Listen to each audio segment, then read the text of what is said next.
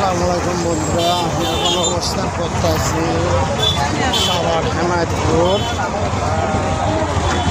বাগবাড়ি মোড়ে।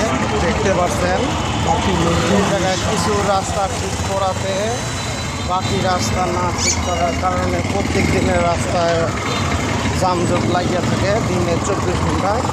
এই ভিডিওটা যারা দেখবেন ভিডিওটা শেয়ার করবেন যেন প্রশাসনের কাছে পৌঁছে যায়।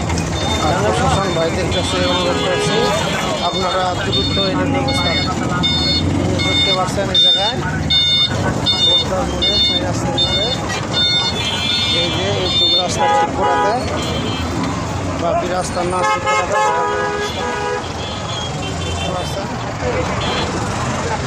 রাস্তাটা ঠিক করে বাকি অবস্থা একবারে খারাপ।